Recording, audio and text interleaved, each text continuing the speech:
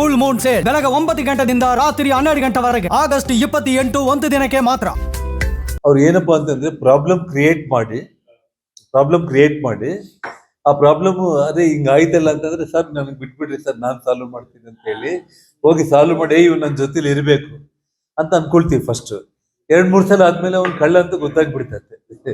ಅದಾದ್ಮೇಲೆ ಇವ್ನು ಸಹವಾಸನೆ ಬೇಡ ಅಂತ ಬಿಟ್ಟೇ ಬಿಡ್ತೀವಿ. ಆ 2-3 ಟೈಮ್ ಒಳಗಡೆ ಅವ್ನು ಅರ್ಥ ಮಾಡ್ಕೊಂಡ್ರೆ ಅವನು ಜೊತೆಯಲ್ಲಿ ಇರ್ತಾನೆ, ಚೆನ್ನಾಗಿರ್ತಾನೆ. ಆ 2-3 ವಾರ್ನಿಂಗ್ಸ್ ಒಳಗಡೆ ಅವನು ಸರಿ ಮಾಡ್ಕೊಂಡಿಲ್ಲ ಅಂತಂದ್ರೆ ಅವನು ಮತ್ತೆ ಇನ್ನೊಬ್ಬ ಜನಾರ್ದನ್ ರೆಡ್ಡಿ ನೋಡ್ಕೊಳ್ಳೋದಕ್ಕೆ ಟ್ರೈ ಮಾಡ್ತಾ ಇರ್ತಾನೆ.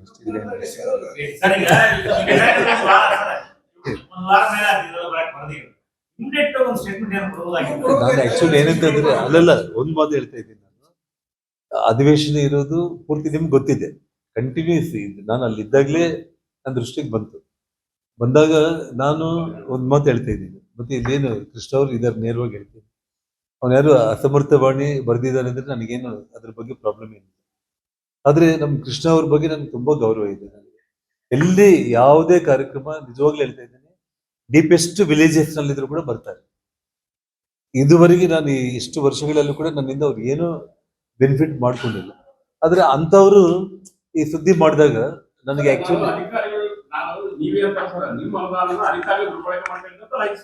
ಅದೇ ನಾನು ನೋಡಿದೆ ಕೃಷ್ಣ ಅವರೇ, ಅಲ್ಲಲ್ಲ ಬಟ್ ಇನ್ನೊಂದೇನಿದ್ರೆ ಅಧಿಕಾರಿಗಳು ಮಾಡ್ಕೊಂಡಿದ್ರೆ ಕೂಡ ನಾನು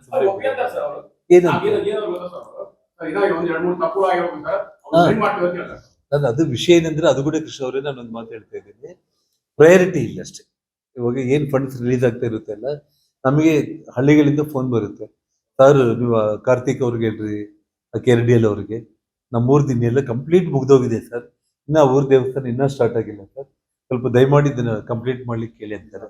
ಸೊ ನಮ್ಮ ಇವಾಗ DK ಅವರು ಇವರೆಲ್ಲ ಗ್ರಾಮೀಣ ಭಾಗದಲ್ಲ ಅಥವಾ ಸಿಟಿ ಅವರು ಅಲ್ಲಿ ಹೋಗಿ ನೋಡಿದಾಗ ಏನಾಗುತ್ತೆ ಅಂತಂದ್ರೆ ನಿಜವಾಗ್ಲೂ ಪ್ರಯಾರಿಟಿ ಇದಾಗೋಗಿದೆ ಅಂತಂದ್ರೆ ಆಯ್ತಪ್ಪ ಇಲ್ಲಿ ಕೆಲಸ ಮಾಡೋಣ, ಮತ್ತೆ ಅಲ್ಲಿ ಬೇಕಾದ್ರೆ ನನಗೆ ಈ ರಿಲೀಸ್ ಆದ್ಮೇಲೆ ಅಮೌಂಟ್ ಮಾಡೋಣ ಅನ್ನೋದು ಇಟ್ಸ್ ಜಸ್ಟ್ ರೊಟೇಷನ್ ಪ್ರೊಸೆಸ್ ನಲ್ಲಿ. ಅದು ಕೂಡ ತುಂಬಾ ರೇರ್ ಆಗಿ ಒಂದು 3-4 ಕಡೆ ಇರ್ಬೋದು. ಇಲ್ಲಿ ಟೋಟಲ್ ಡಿಪಾರ್ಟ್ಮೆಂಟ್ ಮೂಲಕ ಕಾಂಟ್ರಾಕ್ಟರ್ಗಳ ಮೂಲಕನೇ ಇಲ್ಲಿ ಕೆಲಸ ಮಾಡ್ತಾ ಇರುವಂತದ್ದು. ಆಯಾ ಗ್ರಾಮಗಳಿಗೆ ದೇವಸ್ಥಾನಗಳಿಗೆ ನೇರವಾಗಿ ಕಾಂಟ್ರಾಕ್ಟರ್ಸ್ ಅವ್ರ ಜೊತೆ ಕಾಂಟ್ಯಾಕ್ಟ್ ಇದ್ದೇ ಕೆಲಸ ಮಾಡ್ತಾ ಇರುವಂತದ್ದು. ಇದು ಏನಂತಂದ್ರೆ ವೈಯಕ್ತಿಕವಾಗಿ ಬಂದು ಕೇಳ್ತಾರೆ, ನೋಡ್ರಿ ಸರ್ ನಂದು ಲೈಸೆನ್ಸ್ ಐತೆ, ಏನ್ ಸರ್ ನೀವು MLA ಆಗಿ 3 ವರ್ಷ ಆಯ್ತು, ನನ್ಗೆ ಏನ್ ಕೆಲಸನೇ ಕೊಟ್ಟಿಲ್ಲ, ನಾನು ಕೊಡ್ರಿ ಸರ್ ಒಂದು 50 ಲಕ್ಷ ಕೆಲಸ ನೀವು ಅಂತ ಕೇಳ್ತಾರೆ. ನಾನು ಕೊಟ್ಟಿರೋದಿಲ್ಲ ಅಂತ ಅನ್ಕೊಳ್ರಿ, ಅವನು ಇನ್ನ ಯಾವುದೋ ಒಂದು ರೂಪದಲ್ಲಿ ಶಾಸಕರಿಗೆ ಟೆನ್ಷನ್ ಇಡೋಣ ಅಂತ ಹೇಳಿ. ನಾನು ಡೆಲ್ಲಿ ಮಟ್ಟದಲ್ಲಿ ದೊಡ್ಡ ದೊಡ್ಡ ED CBI ಟೆನ್ಷನ್ ಇಟ್ರೇನೆ ನಾನು ಕೇರ್ ಮಾಡಿಲ್ಲ. ಇದುವರೆಗೂ BP ಶುಗರು ಇಲ್ಲ, ಟ್ಯಾಬ್ಲೆಟು ಹಾಕುಂತ ಇಲ್ಲ. ಇಂಥ ಜನಗಳಿಗೆ ನಾನು ಮತ್ತೆ ಅವ್ರನ್ನ ಆಫೀಸ್ ಹತ್ರ ಕೂಡ ನಾನು ಸರಿಸ್ತಾ ಇಲ್ಲ. ನಾನು ಆಲ್ರೆಡಿ ಅವ್ರ ಬಗ್ಗೆ ಗೊತ್ತಾಗಿದೆ. ಎಲ್ಲ ಗೌರ್ಮೆಂಟ್ ಕಚೇರಿಗಳಿಗೆ ಹೋಗಿ ಬ್ಲ್ಯಾಕ್ ಮೇಲ್ ಮಾಡ್ತಾ ಇರುವಂತದ್ದು, ದುಡ್ಡು ತಗೊಂಡು ಬ್ಲ್ಯಾಕ್ ಮೇಲ್ ಮಾಡ್ತಾ ಇರುವಂತದ್ದು, ಅದ್ರ ಮೇಲೇನೆ ಜೀವನ ಮಾಡುವಂತ ವ್ಯಕ್ತಿಗಳು ಕೆಲವೊಬ್ರು ಇರ್ತಾರೆ. ಸೊ ಹಾಗಾಗಿ ನಾನು ಅದ್ರ ಬಗ್ಗೆ ಏನು